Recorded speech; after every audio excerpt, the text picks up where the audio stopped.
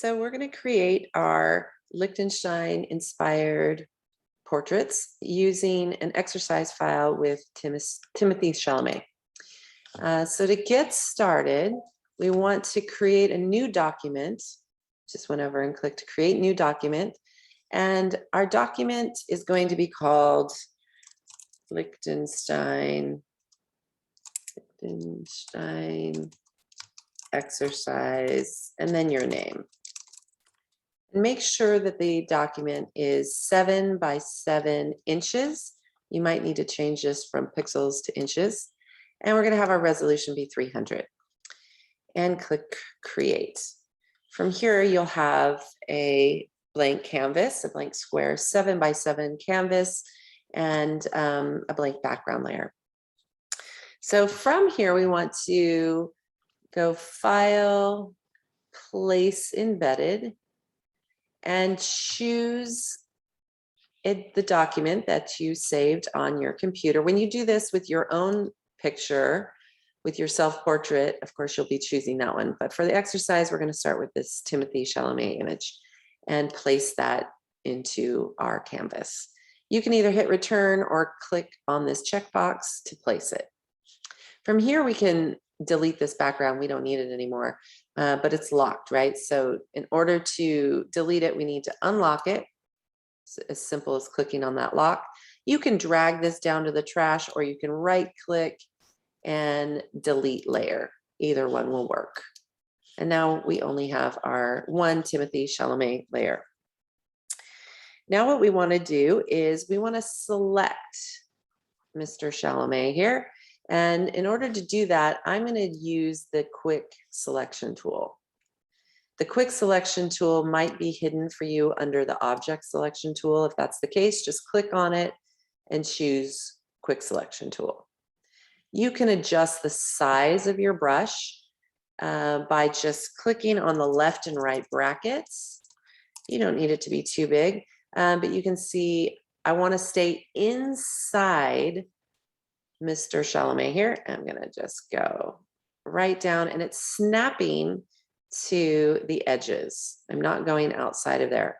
If you run into some trouble over here and select too much, like I've just done, you can either hold down the Option key to change the selection tool to a subtract selection, or you can come up here to the top and select the subtract selection and just brush over what you want removed from your selection. And this is a pretty good, starting point. So from here, once we have this basic selection, I want to select and mask it. That's this button here. So I'm going to click on select and mask, and it takes me to this new select and mask window. And in this window, what we'll do is, let me just show you what I'm seeing. I'm looking, my view mode is under overlay. So it gives it a nice red background so I can really see my selection very well. Yours might be on one of these other selection view modes. And that's fine, but you might want to put it on overlay just to help you really see your selection. This opacity slider here allows you to kind of all the way to the left would be the original image, and then all the way to the right shows you everything you've selected. That can be helpful if you want to see if you've missed something. So from here, I'm just going to let Photoshop do the work. I can tell I need to refine, just clean up, get rid of some of this selection in the background. But if I click on refine hair, this button here, voila, Photoshop fixed it for me. Now I'm ready to output it. To output it, I'm going to scroll down, and at the very bottom here, there's an output selection window. You might have to click on this arrow to expand it, and we're going to output this selection to a new layer with a layer mask and hit OK. And then we go back to our canvas, and you can see here in my layer palette that I have the original layer here, the visibility is turned off, and now it's my output to new layer with layer mask is visible. And the next step is to create a new solid color. So I want something to fill in this background here. And I can tell it's transparent because it's got these little checkers. So to create a new solid layer, I'm going to go up to Layer, New Fill Layer, Solid Color. Layer, New Fill Color. So I'm sorry, Layer, New Fill Layer, Solid Color. And click OK, and then you can choose a color for your background. You can drag it around here and choose a lighter tint or a darker shade. You can change the hue by just dragging the hue slider here and adjust your background color to your liking. Once you're happy with that, you can click OK. I'm going to go with kind of a yellow for this one. And you can see the yellow's on top. And so I can't see Timothée Chalamet anymore. So I'm just going to drag this layer down below him. So my background layer is beneath my image layer. So next step is to select the portrait here of Timothée Chalamet. And I want to desaturate it and also add a threshold, kind of give it a more contrasty poster look. So I'm selecting that layer. And then I'm going to go up to Image Adjustments and Desaturate. Image Adjustments, Desaturate. And you can see it's changed it to a desaturated image. But I want to make it a little bit more dramatic, so I want to add a threshold too. So also under the Image menu, Adjustments, you can go to Threshold. And when you click this, you will have the option to take this threshold slider and change the amount of the threshold, the levels of your threshold to your liking. So just to find an area there that works for you aesthetically, and then click OK. All right, so now you can see this layer has become a desaturated high contrast threshold layer. So now what we want to do is duplicate this layer. And to duplicate it, I can right click on it. If you don't have right click set up on your mouse, you can you can control click will function the same way. Control click will give you the same thing that a right click will give you. And what we want to do is duplicate this layer.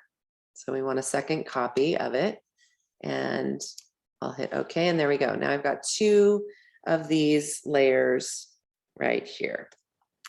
So now what I want to do is I want to add some skin color and some color to Timothée Chalamet, different from the white. So an easy way to get rid of the white at this point, because it's just values of black and white, I'm going to use a select color range tool. And so I'm just going to make sure that this layer, this top layer is selected. And then I'm going to go up to select color range. So select color range. And then a color range box will open up. From here, you can see that if I just bring my cursor onto the actual canvas here, not inside here, but on the canvas, my mouse changes into a color picker. So I'm going to click the white and hit OK. And now I can see I've got these like marching ants around all of the white selection, and I can just hit delete. Now you might not be able to tell that you've deleted anything because there's a duplicate of it right underneath. If you turn the visibility off on this layer, you can see that on this layer, I have removed all the white. Okay, so that's what I wanted to do. Now I'm going to create a new blank layer. I'm going to put them right in between these two. To create a new layer, I'm coming over to this stack here in my layers palette, and I'm going to create new layer. And I'm just going to call this skin. And I want to put this down beneath this layer here. And I let this selection stay loaded. I can tell there's still those marching ants. That's good, because I want to fill it with a new color. So I've got my skin layer here. Now I dragged it down to the second layer, and I want to fill this selection onto this skin layer. So I need a color to fill it with. So I'm going to come over here, the bottom of my tools. I have these two, a foreground color and a background color. I'm going to click on the foreground color, and it'll allow me to choose a foreground color. So again, you have, the color slider here, so you can choose whatever hue you want to use. And you can make it a darker shade or a lighter tint by just coming in here and dragging around. So once you find a color you want, and this can be more stylized, you can choose any kind of hue you like and put in OK. Now all I've really done is I've made myself ready to add this color. I've selected a foreground color. I have an area selected here that's left over from when I removed the white, and I have my skin layer active. And so now what I'm just going to do is I'm going to fill this selection with that foreground color. And in order to do that, you go to Edit, Fill. So Edit, Fill. And then make sure, I think the default might be content aware. You might need to change the contents to foreground color. We're wanting to add this foreground color to the selection. So hit OK, foreground color, OK, and there we go. So at this point, I can leave this selected, or you can deselect it. Right now, I'm gonna leave it selected, and I'm just gonna add some more detail. So I'm gonna keep this skin layer active. And I'm going to come over to my paintbrush. And if I paint on this layer, it's just going to add pigment to that layer. In order to choose a color to paint, I just click on that foreground color and drag my cursor around to the color that I want, hit OK.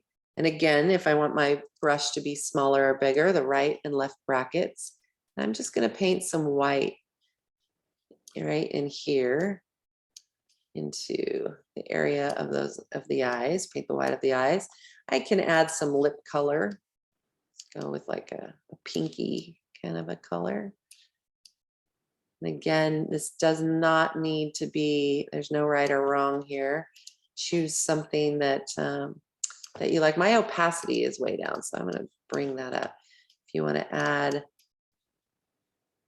you want to change that color, if you don't like it, just click on the color swatch and choose a new color and add that new color there. And if you overdid something, you can Command Z and just redo it. There you go. And I'm going to add some color to the jacket.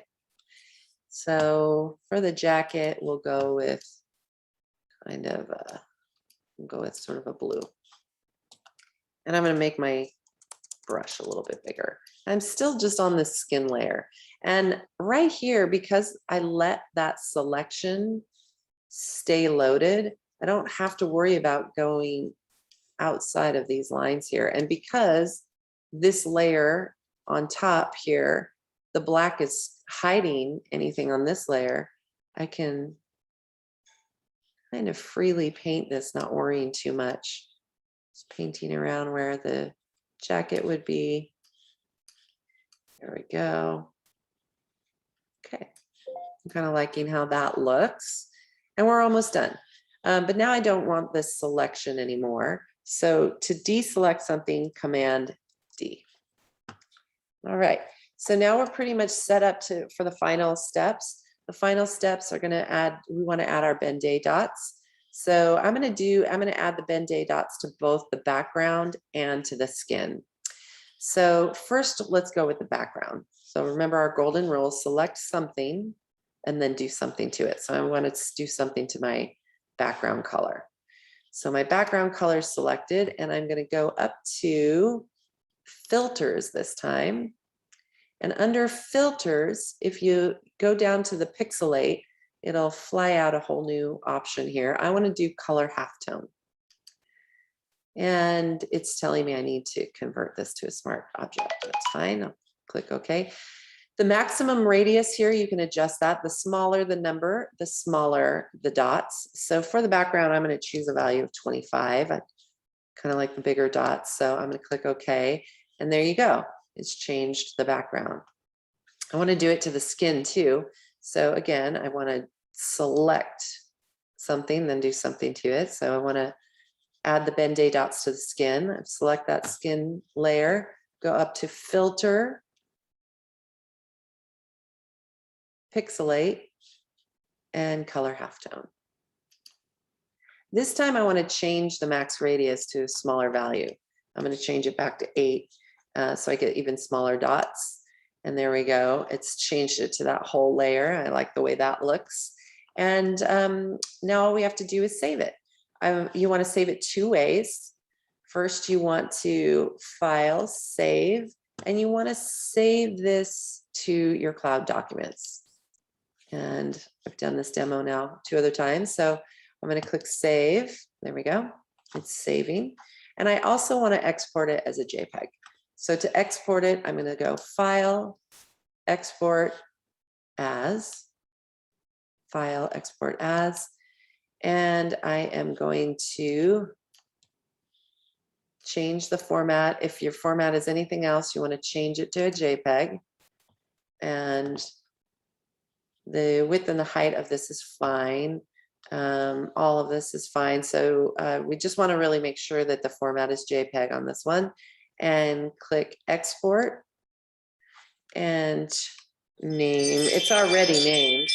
That's fine. It just changed the file extension to a JPEG, which is great. So Lichtenstein exercise. You want it to be Miss Wilson. That one will be your name. Save it to your pictures folder, wherever you have your edited pictures, and click Save. And that's what you will turn in to Google Classroom. Once you're done with that, so the exercise file is just to help you go through these steps once before doing it on your own self-portrait. So your exercise file with Timothee Chalamet is worth 6 points. And once you're done with that, find a spot like on the cove, a backdrop that is will be easy to select and mask out all of the background, and have a self-portrait made of yourself. Have a classmate take a self-portrait. You can use your phone for this if you don't have access to a camera, since I'm out today. You can just use a phone and airdrop the file to your computer. Keep in mind you want your framing for your self-portrait to be similar to this, medium close-up, and you can play around with profiles or 3/4 turn, but keep the framing somewhat similar to this. And then you'll repeat this whole process on your own self-portrait, creating a Timothee Chalamet Lichtenstein portrait and your own self-portrait inspired by Roy Lichtenstein.